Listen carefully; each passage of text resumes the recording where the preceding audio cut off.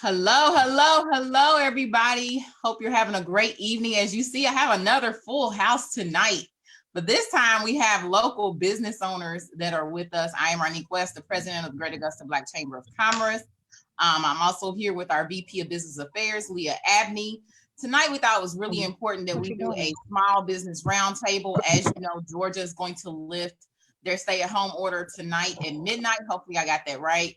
I know a lot of business owners are kind of debating between opening or if they're going to stay closed, they're going to change their operations of business and so forth. So we thought it was critical that you hear from people who are definitely, as I would say, in the trenches, right? Dealing with this daily and have changed their order of operations and dealing with the pandemic with their employees, their customers, and so forth. So first, let's go ahead and do introductions. Cassandra, since I can see you right to my right, where I'm looking, can you go ahead and go first? Hi, I am Cassandra Brinson. I'm the co-owner of Cafe 209, which is located on Broad Street here in Augusta, Georgia. We have been in business since September 7th of 2000, so we're on 20 years. I share this business with my husband, Glenn, and we're delighted to be on this call tonight. Okay, well, thank you. Mr. Garnett Johnson, if you could go ahead and introduce yourself, please. Certainly. Thank you so much. Glad to be here this evening. My name is Garnett Johnson, and I'm the owner and president of Augusta Office Solutions. We're a provider of everything office, from office furniture to technology, general office supplies. We provide services to all verticals, including public, government, state and local, and healthcare. And can't be more excited about this forum and talk about the challenges that we're faced with. Okay. Leah Abney, do you want to introduce yourself? Hello, my name is Leah Abney. I am the VP for the Greater Augusta Black Chamber with the Business Affairs. And I also am the owner of Leah Abney LLC Consulting Services. And I'll just keep it short like that. I'm glad to be here and happy to see everybody that's joining us as well. Okay. Denise, if you want to go ahead and introduce yourself, please. I will. I am Denise Tucker. I am the co-owner of Humanitree House Juice Bar and Art Gallery. We've been in Augusta for 6 years, and I actually, as well, own the business along with my husband, Baruti Tucker, and that's about it. I'm elated to see everybody looking great and healthy and all that. Awesome. Charlotte Hill, if you would go ahead and introduce yourself. She might have got stuck though. Oh, okay. There she go. I'm here. Okay. Hey everybody, my name is Charlotte Hill. I am co-owner of Maryland Fried Chicken. We have 2 locations. One is downtown on Broad Street in Augusta, and the second location is in Appleton, Georgia at Pollard's Corner. I co-own this business as well with my husband, Thomas Hill. Maryland Fried Chicken has been in business in the Augusta area for 53 years now, and Thomas and myself, we have owned it for the last 5. Wow. So a wealth of knowledge is at the table, guys. As you come into the room, make sure you share out this broadcast. I see we have live viewers. Go ahead and tag people in the broadcast as well. So you can really hear this wealth of knowledge that we're going to talk about. We're going to get right into this conversation tonight. So I think the first things first, and anybody on the panel can answer this. What procedures did you change when the COVID-19 happened in your business operations, or did you not have to change? And you know, whoever wants to go first, and how you're operating at this point. I can. As far as our operations on the back end, we did not have to do a lot of changing because we already currently work with a large percentage of immune compromised clients. So it's imperative that we do a lot of the things that are being required of us now, as far as cleaning and sterilizing, which I would think that most restaurants are already doing anyway. On the front end of the house, though, we did have to, of course, you know, even when they allowed us to do takeout and delivery, we shut down for a minute just to kind of educate our staff on, you know, keeping people out. If you've ever been to Humanitree House, that's one of the challenges for us, is keeping people out of the space. Yes. So that has been probably our biggest challenge, and that was the biggest change. It's just, you know, making people aware that they were not able to dine in, and, you know, getting them acclimated to using our online system to get their needs met. Okay. Charlotte, how did you change your business so far? Everything changed. Everything changed. Was we have not closed. We've been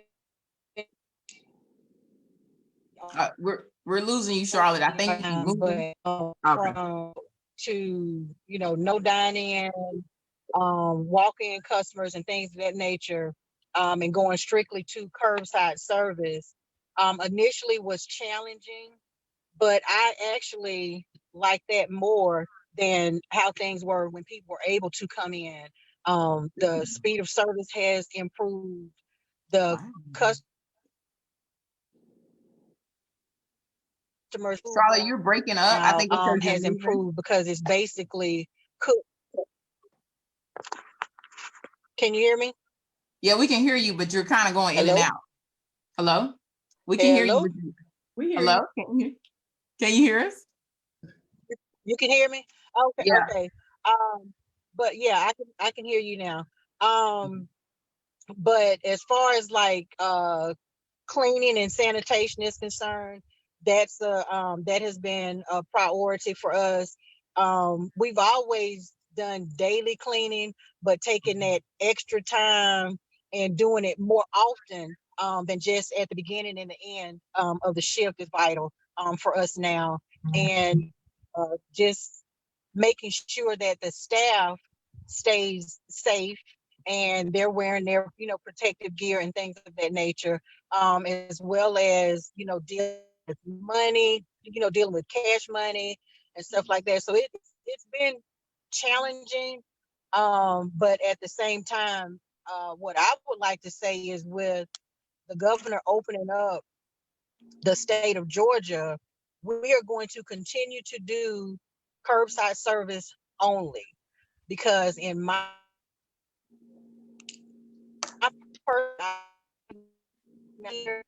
being peak or the curve or the flat or whatever it is that they're talking about as far as this pandemic is concerned. And a lot of people need to understand and realize that or positive cases and deaths, whatever, does not mean that is the case. And we're going to continue to do curbside service to protect the staff for the rest at, you know, at the restaurant, to just opening back up and, you know, going back to business as usual. So until I get confirmation and I am more comfortable with what the statistics are proving as far as the curve or the curve flattening or whatever in the area, we will continue to do curbside service. We will not allow any guests to come inside for takeout or dine-in orders. Okay. So you were breaking up just a little bit, but just to recap real quickly, it sounds like, from what I've gathered from your what you're saying, Charlotte, is that you're going to consider with the curb size for sure, because you're concerned about the curve of the COVID-19, as well as that you cleaning more within your restaurant. So I just wanted to kind of recap that, and then that you have changed your order of operations to where certain people are handling the money, certain people are handling the food, and certain people are delivering it to the cars, it sounds like. Yes. Okay. Miss Cassandra, we're gonna say the man for last tonight. Okay. You're right. We'll let him be the king of the house. That's yes. You know, and I hate to reiterate a lot of stuff that Charlotte has mentioned, because I could hear her and then I couldn't hear her. But you know, a lot of it's gonna be the same on our end. You know, we've tried to establish a massive love and have a great passion for what we're doing. We want to be as consistent as we possibly can. We want to be faithful to our brand. We want to build a great customer base. You know, in order to do that, we got to be motivated. We got to stay successful. You know, we got to instill the the same line of service with our curbside service that we've done with the restaurant over the years. So we're trying to keep our employees motivated because this is an impact for everybody. It's a drastic change. You know, so of course, we're definitely not interested in doing any dine-in anytime soon. I would figure at least another month or if not even longer before we even talk about it. It's not even in the conversation because we're enjoying doing the to-goes. It makes the service so much easier and so much faster because we know that everybody's getting a to-go and versus some people dining in versus to-goes and having to separate the difference. So, you know, we definitely want to make sure that they understand we love doing the to-goes. We're trying to make sure everybody's getting everything they ask for. We want to be consistent. We want to be very passionate about everything that we're doing, and we want to do it the correct way. So definitely cleaning has always been a big priority of mine. I don't ask any of my employees to do anything that I don't do. So cleaning is a big issue for me. So we're trying to maintain the cleanliness that we've always done inside the restaurant with our employees and with the staff that's working in the kitchen. So all of that is going hand in hand on our end as well. So, you know, and we're just trying to keep our customer base comfortable so that they will continue to get adapted to doing the to-goes and coming and getting to-goes, you know, so that we can continue to maintain as much as we possibly can to the basic everyday work space that we've had in the past. Okay.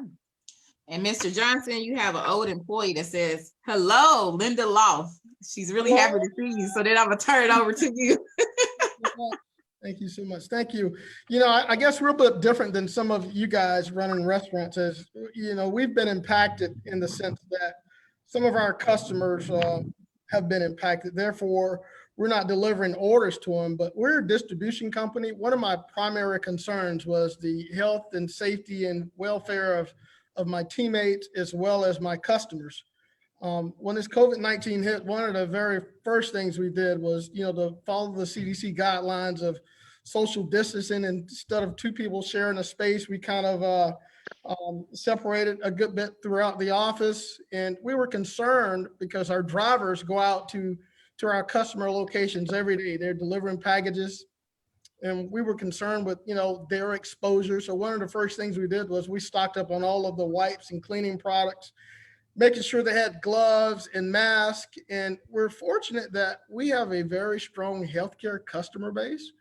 So our business hasn't waned a lot, but we've been extremely busy with the healthcare customers. And every day we have meetings, what we call a wrap-up meeting, about 4:45. And we make sure we are following the safety protocols, that our drivers, you know, they wash up before they leave the office. When they get home, I always insist that they change before they have interactions with their families. But overall, we haven't seen a lot of disruption in the day-to-day because service and healthcare customers we were deemed essential. But certainly with some of our other sector customers like education, we're down. But from a day-to-day operation standpoint, we tend to make sure we're following safety protocols, and we're fortunate that our delivery drivers delivering to healthcare customers, they have to be screened where they're given temperature checks, and they have to go through a safety protocol at the hospitals, and we're making sure that more importantly, we keep ourselves and our customers and our families safe. Okay. Well, thank you for that. I'm gonna let Leah go ahead and ask the next question. Okay, again, thank you all for being here. And so my question would be for all of you, in what ways have y'all been able to maintain engagement with your customers? You know, most of you have indicated that you don't have, you know, I walk in, I know Humanitree, because I visit there, you know, being able to engage with your customers. So in what ways have y'all been able to do that to maintain loyalty? For me, I will say that, you know, my social media has been like my primary source of communication, but unlike a traditional restaurant, you know, like what Cassandra and Charlotte have, my business has probably decreased by 80% doing curbside and takeout. So we're kind of on the other end of the spectrum, although we won't be opening our dining room this coming week. We are impacted because our space is where we engage. And our space is actually a big part of our business model. So the curbside, you know, people are more like, okay, I might come through and get a juice or a smoothie, or, you can deliver it to me, but I'll see you all when you open back up. So we've just really just tried to maintain contact through, engaging them, letting them know what we have coming up, what we have on the menu, what other services we have that we can offer during this time. Because the primary thing is that we all stay safe. But again, it is for us, it's like a double-edged sword, because in order to sustain our business, we almost need to open the doors, but we're just not at a place right now where we feel comfortable, opening the doors. So for us, we've just tried to stay connected the best way we can by using our platforms to do that. Okay, and Miss Cassandra, I'm gonna go to you. So what kind of impact have you found with your customers, that you've had for such a long time? Because you've been in business for a while. Yes, ma'am. We've been in business for 20 years, and I've found that being on location and being on site, working directly with my employees and dealing with my customers for over the years, that we're trying to continue to do that. So I also walk outside, I take their food out for them curbside. I try to speak to everybody when I'm outside so that they'll know that we're definitely here, and we're trying to provide them with as good a services as we possibly can during this time. Location is important. Social media is always going to be a big key factor. I've got to learn how to post more. I'm slack about that sometimes. I try to make sure that I stay on top of it, but it's hard. So they're very concerned about what kind of desserts I have from day to day. So I have to post them because I make something different almost every day. And that's a big issue for us, is making sure that everybody know what kind of desserts we have. I think everybody's coming, getting all the desserts and just going on eating, but they love the fact that Glenn and I are always here. So we're trying to continue that. We will always be here to make sure that our customers feel comfortable. Okay, Miss Charlotte, as I'm hearing, that customer contact, just the experience itself is so essential to just maintaining their business. And so what kind of impacts have you experienced?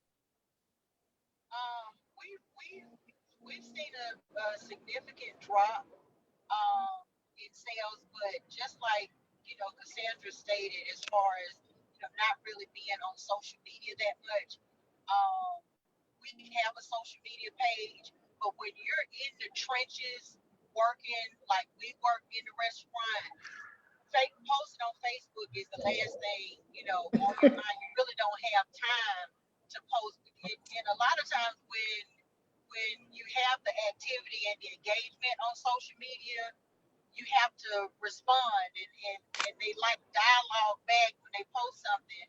And again, being in the trenches, working, cooking food, prepping food, delivering orders, rent orders, and doing all of the things that we do on a daily basis, we really don't have time for that interaction on social media. I know I don't have that time for social media, but fortunately for me, even though the shelter in place was put in place, and we don't have a lot of our regular customers coming down to the restaurant, because we're so close to some of the local plants. The potage plant is still in operations. Kimberly Clark, right across the border in South Carolina, they're still operating. God forbid Kimberly Clark closed, and then nobody will have toilet paper.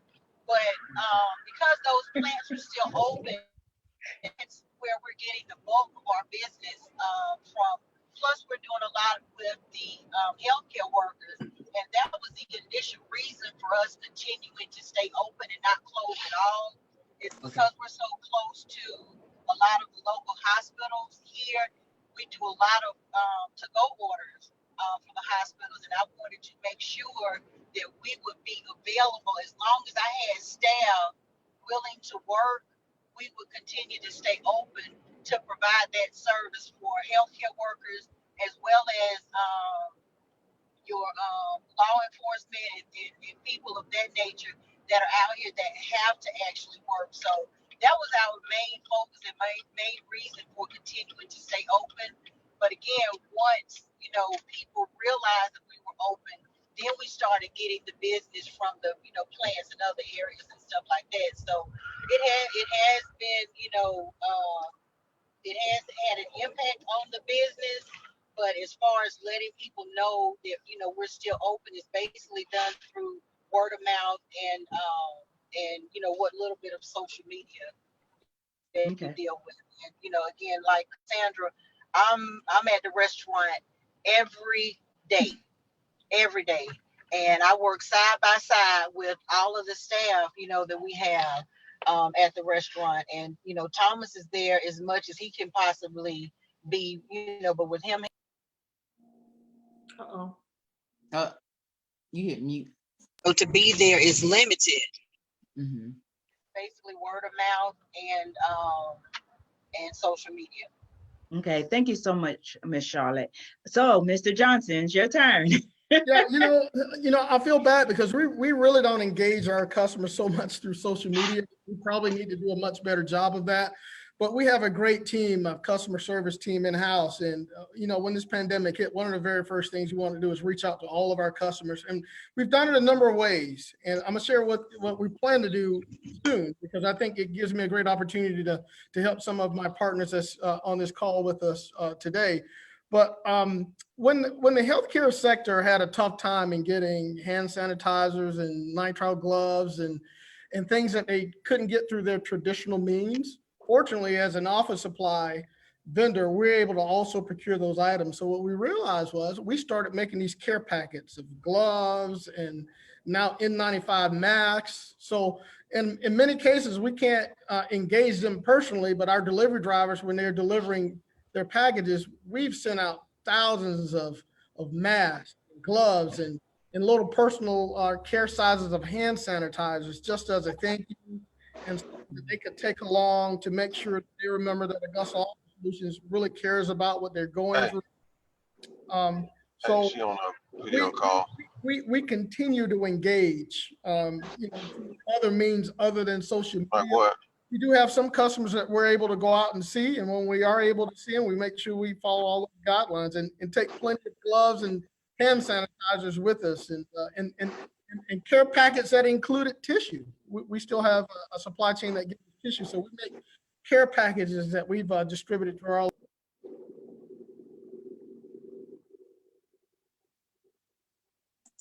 right, well, we almost down there.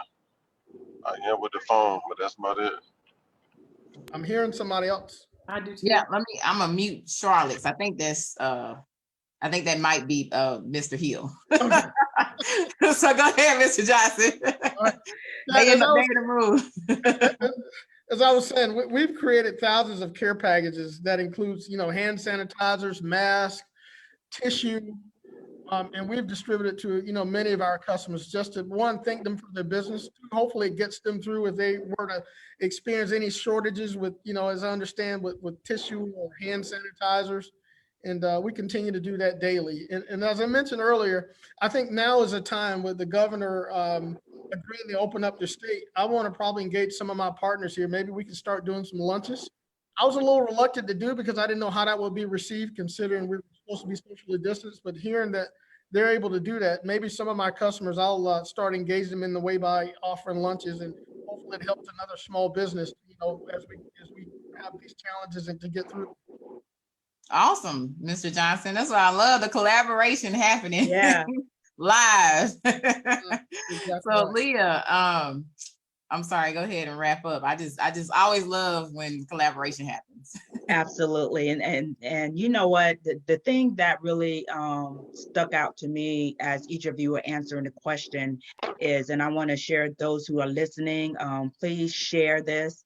If you're looking to open up your business, and we're going to have some other questions while we're here, but that customer engagement becomes really important, even but however, you have to know your own business and what will work for you. So you implement the right plan for you.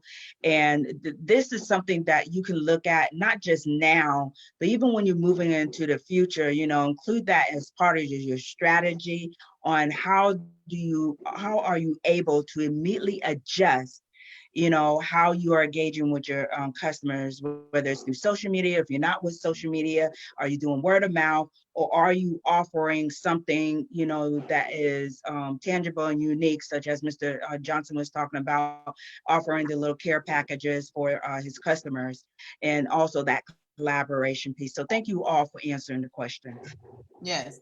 So next up, I'm going to go into, is there any additional insurance that you have added to your business right now when concerning COVID-19?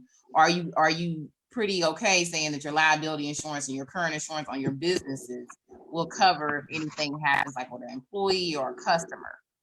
Is there any concerns there? So I'll let whoever wants to go first tackle that question.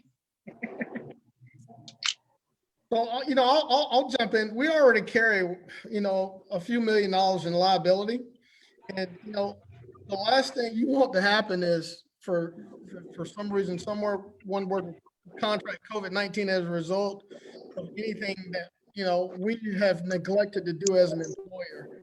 So I've had the conversation with my insurer, and there's something we're certainly considering, because we are out in the public in various locations delivering goods. And God forbid something were to happen, especially with an employee that's deemed to be asymptomatic, and he, for some reason, took something someplace else. So that's something that we're actually looking into. Okay. Yeah. I'll go next if you would like. Over the years, I'm ashamed to say that no, we haven't. We have not invested any more into any insurance. I currently keep $1 million worth of insurance, mainly for the safety and the liability of that food truck. So we've invested our money in the food truck and all of our catering equipment. So adding some more right now doesn't seem to be an option for me, but I would love to, create a way for us to be able to maintain more, but it's just not an option right now. Same. And I'm gonna unmute you, Charlotte. I'm trying to, at least. Let's see. Okay, well, I'm stationary now, so I'm back at the store and I'm in the office, so you shouldn't hear any background noise. I've kicked Thomas out of the office and put him to work, so we should be good. But I'm sorry if you all hear my ice maker that's operating in the background of me, and I can barely hear you all, so I'm trying to listen. Okay. But yeah, we carried a multi-million-dollar liability insurance with State Farm for both businesses. We haven't added any additional because declared an actual pandemic, we wouldn't have been able to claim anything from our insurance anyway.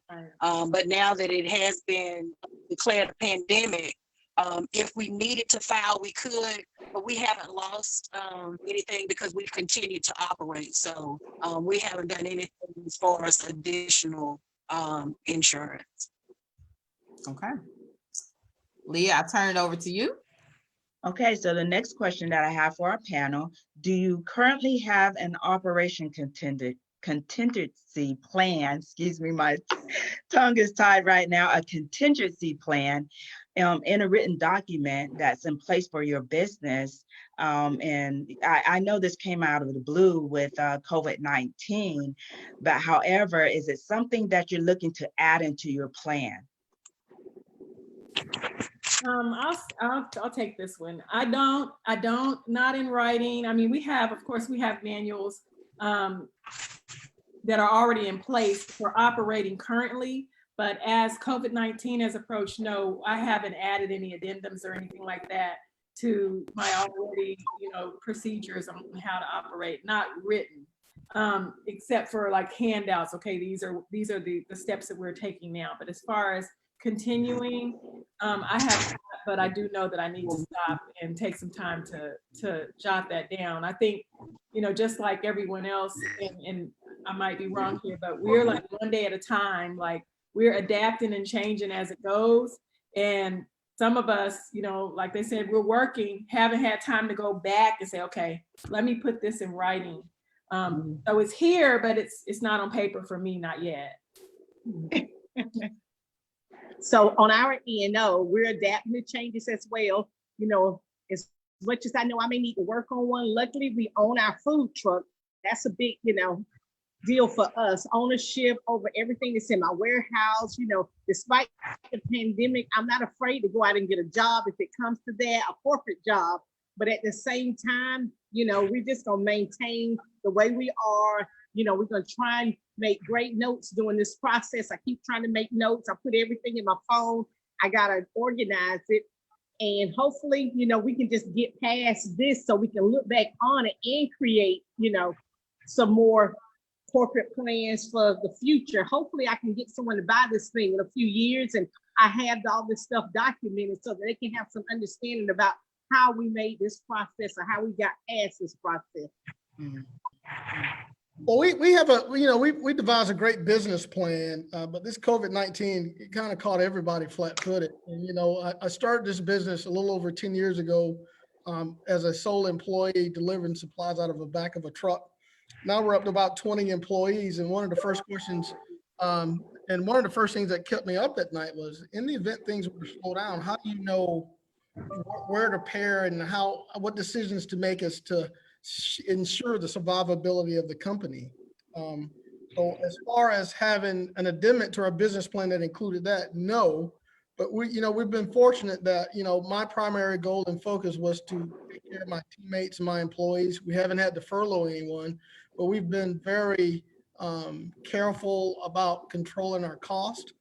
And I think moving forward, it would be prudent upon me to make sure that business plan and that contingency plan is in writing. So I kind of have it working in my head in the event that, unfortunately we had to furlough someone. You kind of go in order of necessity and where there's, repeated and redundant roles. But no, as far as having it written, we do not. Ms. Charlotte? Yeah, I don't have anything written as well, because, for a while things were changing on a daily basis. We are following the guidelines for the set from the CDC, and I have notes in my phone as well as to, protocols that will be documented and added to our current employee manual. But as far as, having a solid contingency plan already written out, I do not, because again, I'm physically working the business all day, every day. So once I get close to something that resembles normal and I have time to actually sit down and digest some of this stuff, then I can put all of my notes together to add to the employee manual. Thank you so much. And just to recap, and I'm gonna add a few thoughts of my own, if y'all don't mind. The thing is that environments change, whether it's internal or external to your operations. And sometimes we're caught off guard. And as we know that some things is, you gotta just hop and pop and make it happen. And every day things change. And so this is like this pandemic is causing environments to change so quick that you don't know what's going to happen day to day and managing your operations. And I thank all of you for just being open to that question, to share, what you've been faced with, because you don't know. However, it's important to capture these, as each one of them have said. They've captured the information. They know some of the critical areas where changes need to happen and where improvements need to happen. And yes, it's good to have it in your head, but it's also good to have it in writing, because if something happens where you're away from the operation, somebody will be able to pick it up, whoever is that next person in charge, and keep things moving. I applaud each of you for what you have done with your businesses and maintaining open and just continue to keep it moving. So I applaud each of you for what you're doing for the community and for those who you are providing employment with. Thank you. And I definitely second that segment, Leah. We're gonna do one more question because we're almost at 6:45, and I know Denise has another meeting to go to. And I really appreciate the business owners that hopped on this live tonight, because I said we got to have a real conversation with some business owners that are in action right now, so that as people begin to open up or really think about changing their business operations and how to move forward, you actually can hear from some business owners that are doing it. As you can see, Charlotte's at work, Cassandra's still at work. You know, this is like real business owners. This is a great platform. This will be shared on our YouTube page. So you guys need to listen to this, even as you get ready to open back up or go back and kind of listen to what they're saying, what they're dealing with. And we all are taking it day by day. Everybody's being impacted by it. I haven't seen any industry not be affected in one way or another, really. You know, some industries are faring well. Some industries are actually considering, you know, the close. So, I mean, that's the reality of what we're in and consolidate and so forth. So the next question I do want to ask, I guess we can end on a positive note. What positive aspects of your business resulted from COVID-19 or anything that you can think of? Or like maybe you get a new business idea. Whoever wants to go first. I definitely have a new business idea. I have fallen in love with the communication I have with my customers over the phone, and I'm love doing to-goes because I have an opportunity to answer the phone and speak to them and talk to them every day. But my plan is to purchase another food truck and be mobile and move around as much as I possibly can and not be stuck in this day-to-day atmosphere where I'm depending on people to walk through the door. So I'm loving being able to talk to everybody, and I love being able to move around. It's enjoyable. At the same time, you know, we're accepting this learning experience that we're challenged with. And in a lot of ways, it's been a blessing just to be able to do the to-goes. You know, I was home for the first month and I wasn't going crazy. I feel like I overdid it with cooking every day at home, but I'm enjoying, you know, communicating with my customers hands on, which I've done it for years inside the restaurant, but I get to do it with the people over the phone and walk out to the cars and see the people with the to-go and meet their families. You know, when they bring the kids and they get to-goes for 4 and 5 people, I'm loving that. Nice. Well, I'll say that I have I have a very good staff. I mean, they're awesome. And from everything from customer service just to, you know, how they operate, we operate like a family. So what this has done allowed me to do is to trust them more, you know, because you know, I'll admit that I am somewhat of a micromanager when it comes to how I like things done. So this has given me an opportunity to trust them more. And I had no choice, really. I have 2 people that had to work. And, you know, I wanted to make sure that I kept them working. And then I had a new grandbaby in the process. So because I was back and forth between my daughter's house and my house, I didn't want any exposure. So it made me take a step back and be able to communicate with my customers online more, engage them, talk to them personally, take their phone calls, things that I can't normally do because I'm in the shop every single day. So I've had the opportunity to step back, look at the business, and also come up with, you know, some additional business models. Just like Cassandra, I'm like, that food truck is sounding real good right now. So it's given me an opportunity to put some things on paper and think and talk and step back and just trust the people that, you know, that have been sent to assist me in my business. And, you know, my husband as well, he's over there every day. So it's just given me an opportunity to step back and work on some other things as it relates to the business. I love the fact that, you know, this unfortunate condition has given us the opportunity to really take a close look at our business models and how we go to market. I've learned that from a supply chain perspective, instead of relying on your traditional suppliers for goods and services, we've had the opportunity to reach directly out to some non-traditional suppliers. We're starting to bring containers in of KN95 masks from China, something that I would probably never consider doing. But this pandemic has led us to find other avenues of goods. And, you know, we've partnered with other industry colleagues from across the country to come up with creative ways of getting product. Our team has gotten closer because we're realizing that in order to be successful and survive this thing, you have to have a business plan and execute it flawlessly. So that's important. And I'm an optimistic person. I believe that after all this is over, the businesses that are able to survive are going to be stronger because of it. If All right. you've got a strong business model and you have some, what I call some tenacity to go after, I think you'll be fine. Otherwise, it'll be tough, but it's unfortunate, but I think that, we've learned a lot by this unfortunate circumstance, and I'll be glad when it's over though. Yeah. Me too. Charlotte, any last word? I see you moving. Yes, and as you can see, I'm on the move trying to get I to see. my charger before my battery dies and the phone cuts out. But one positive thing I can say has happened is our team has definitely grown closer. We're much closer than we were before COVID-19. And because the first couple of weeks were kind of slow, it gave me an opportunity to really work closely with the staff. Hold on for 1 second.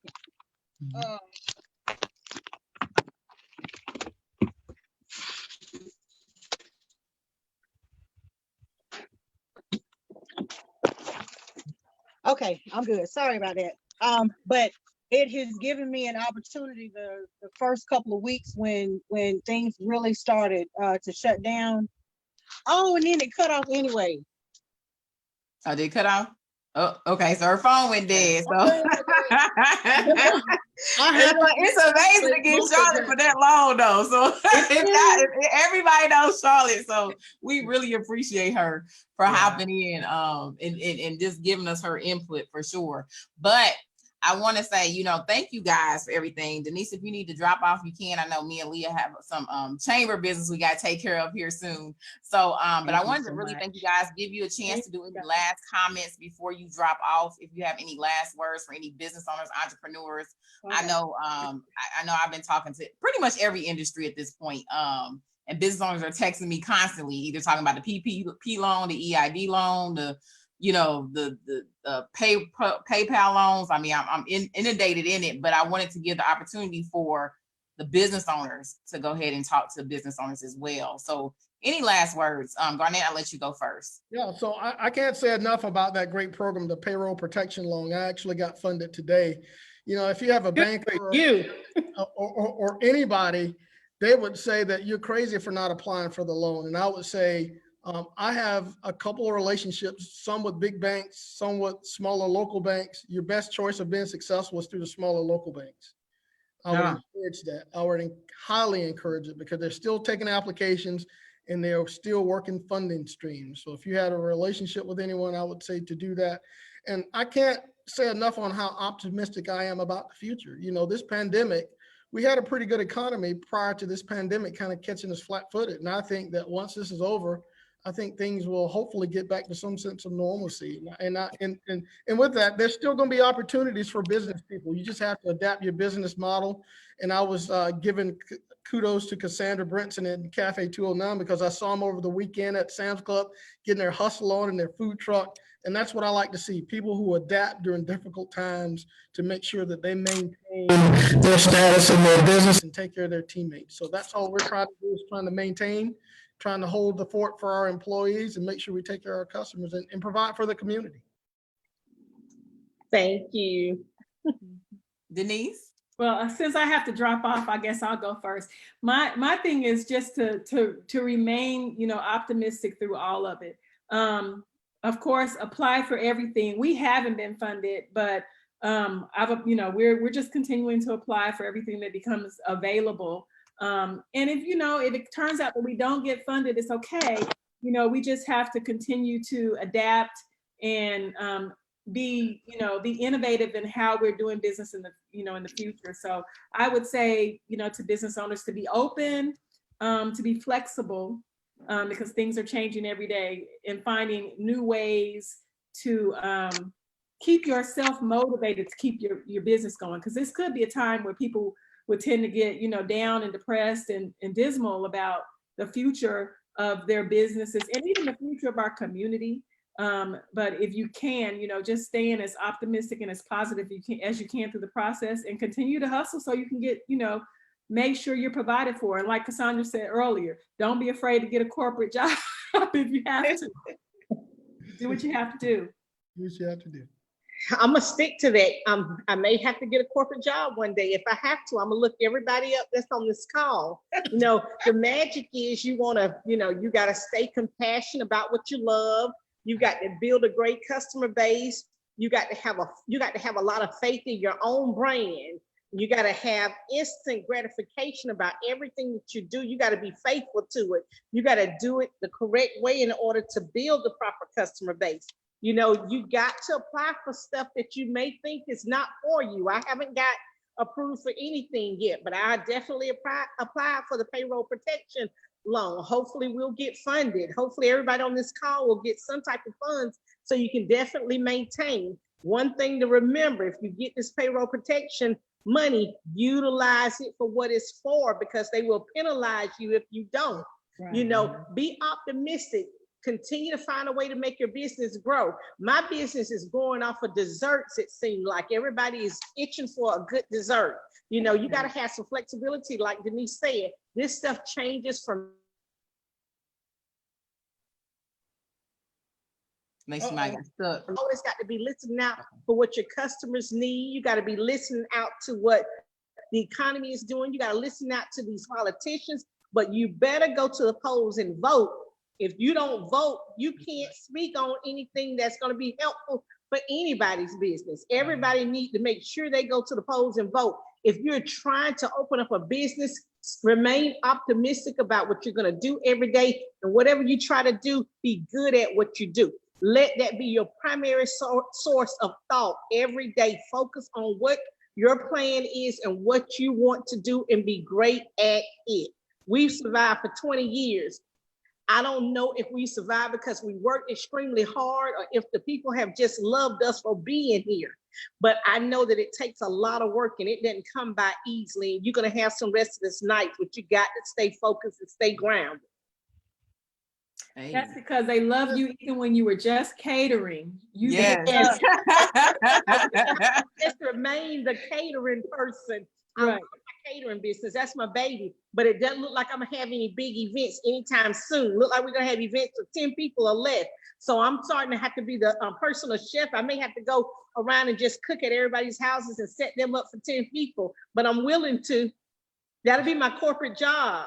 That'll be your corporate job. We love it, Cassandra. Yes.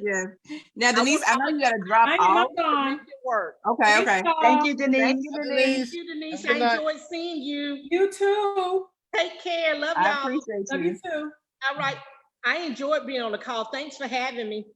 Yes, thank you, Miss Cassandra, too. Now, just really quick, just to kind of recap, I know we talked about a lot of different things, but guys, we really wanted to do this roundtable. I talked a lot about, if you were following me on any of the social media platforms I was on, I was doing a lot of commentary for a lot of different platforms last year. And I talked a lot about artificial intelligence. And the reason why I constantly talked about artificial intelligence is because we're moving to a virtual world. So I want to encourage you, if you are a business owner, entrepreneur, and you put some things in process to live in this world that got you virtual. Keep those operations virtual.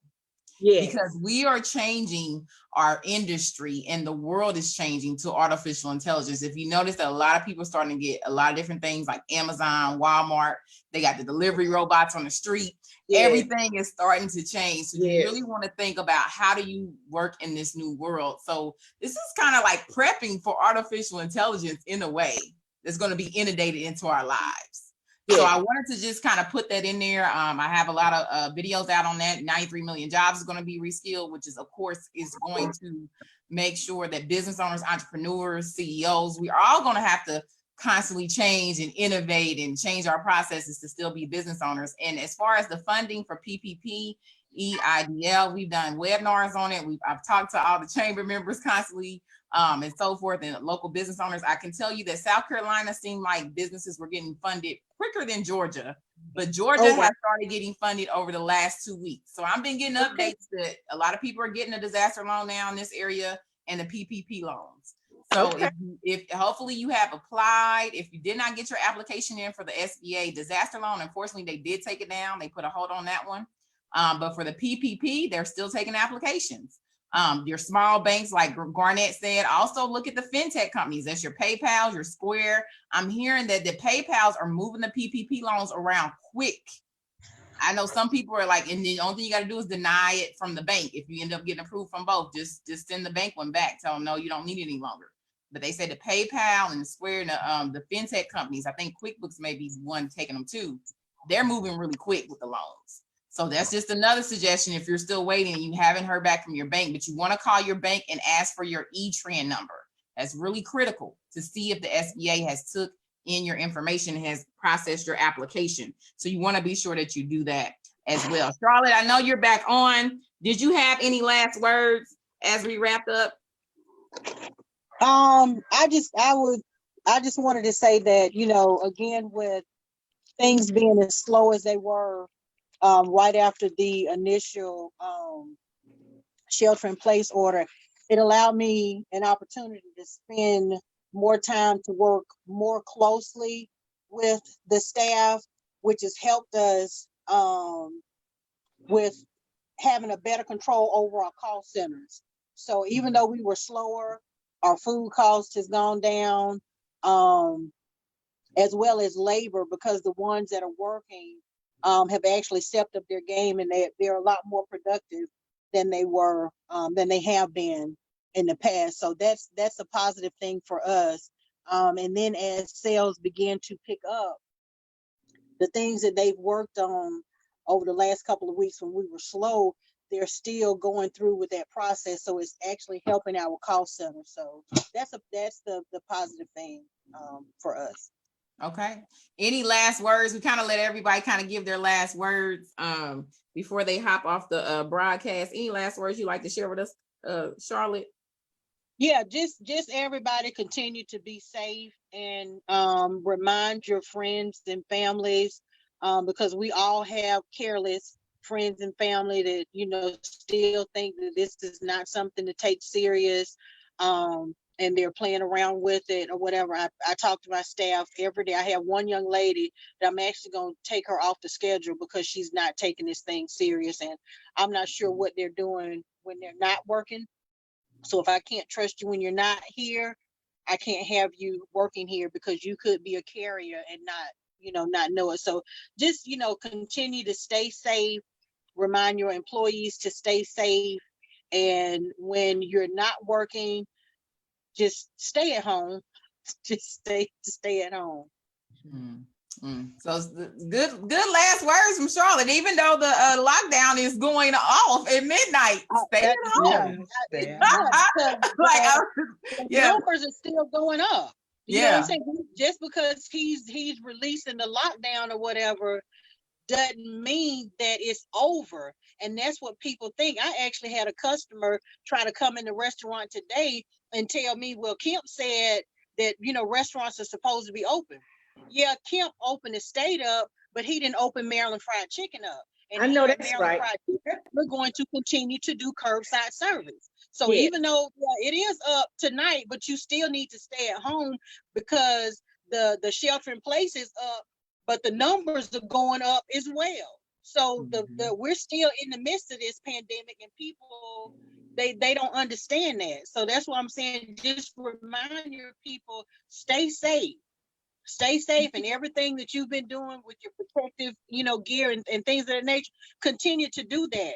Because just because this shelter in place is over tonight does not mean everything is going back to normal, because it's not. Yeah. Yes, I agree. Well, I respect everybody that's on this panel. If you guys didn't know that, is a reason why I asked for this particular group, because I knew we would get real world answers and what they're dealing with currently. So if you're an entrepreneur or business owner, you're thinking about reopening your business next week or the next couple of weeks, really take a look at this panel, and listen to it, and listen to what they talked about and what they're dealing with and how they're changing their operations on a day-to-day basis. They're, adaptable. I talked about being adaptable, being resourceful, about, entrepreneurship. That's truly what it is. A lot of times you're dealing with stuff from day to day, and you got to learn how to adjust in the moment, right?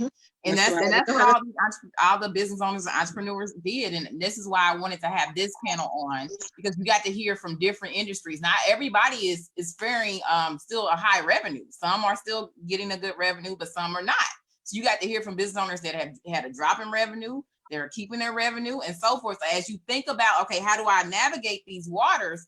I thought it was critical to have everything across the board, because we are dealing with a real pandemic right now that's hitting the world wide. So that's all my last thoughts. Leah, I know we have a little wrap up to do. Do you want to let the panelists go before we get started? You got any last thoughts?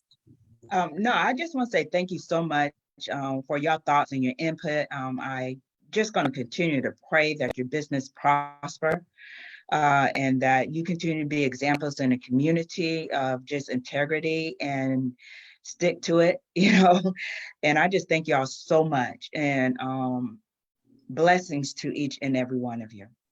Thank you all for the opportunity.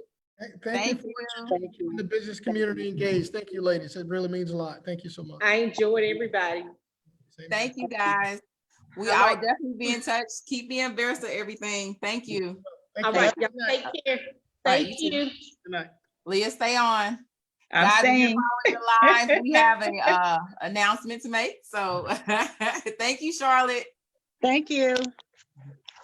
I know we're gonna go right into our what was that? 7 o'clock. Hold on. Let me turn off my alarms. So hopefully you guys enjoyed that live. But as promised, we're going to go ahead and do our giveaway, right? Yes, we are. Okay, so hello. Thank you guys for just hanging in there with us. Again, if you have watched this this Facebook Live, please share. There is so much wonderful information that is here for you as you are deciding to transition and open up, as the order has been given on this evening. Also, keep in mind of just things that you need to be mindful of as you are deciding to open up. It's not going to be business as usual. So ensure you take the necessary steps that you need for your business so that you can continue to be successful. Drum roll. So in the month of April, we have celebrated Financial Literacy Month. We gave a lot of tips and tools for you.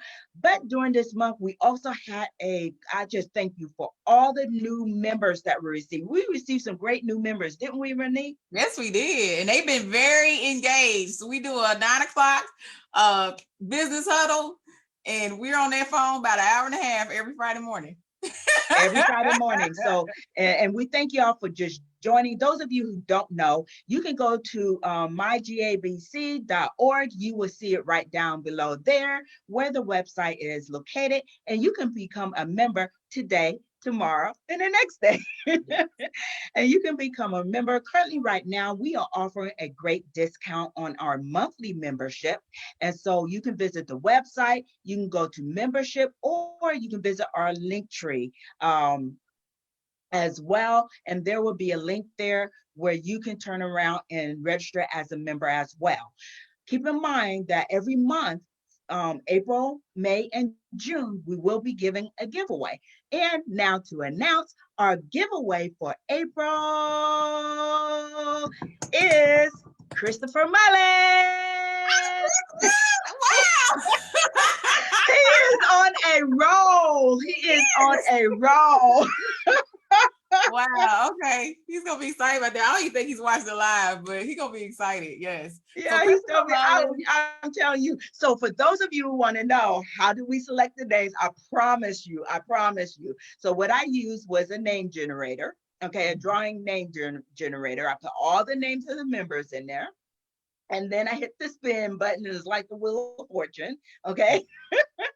And the name popped up. And before I did that, I actually shuffled the names. Okay. So I shuffled the names first before I hit the spin. And Christopher, so just to let you know that we do use a generator so that it can have an option for everybody to have the opportunity to win. Okay, so again, congratulations, Christopher Mullins. He is doing great things with Freddie Mae Foundation. Those of you that don't know him, please visit his site. Again, that is Christopher Mullins, and his foundation is Freddie Mae Foundations. Yes, so Freddie Mae Foundation, if you guys don't know, they serve the homeless. They've been serving the homeless for about 2 years. They go out every 2 weeks, and they eat one weekend is food, the next weekend is toiletries and clothes. So that's what he's been doing. And during the pandemic, he still is visiting the homeless and taking it directly to them. So I seen that he got some masks today and stuff. So he's one of your homeless advocates in this community. So he's working on a lot of great things. So make sure you go support Christopher Mullins and the Freddie Mae Foundation. So congratulations to Chris. I think that's all we have for the evening.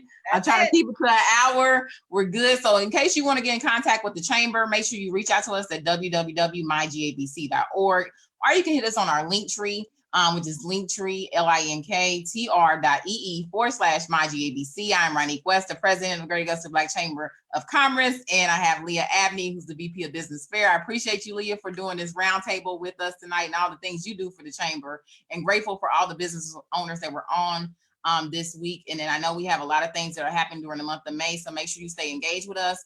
Join our email list. Even if you're a non-member, we're giving out valuable information. So a lot of things that are changing constantly within the chamber and within the daily lives. Like I said, things are just changing on a regular basis. So it's a lot of programs that will be still coming out, guys. So we're not done seeing the stimulus and programs and everything. So trust me, you want to stay engaged. There's a lot more that's going to happen, and you'll see roll out here soon. As things get concrete, we'll continue to share that with the community as always. And remember, we are one community and one voice. Thank you and have a great evening.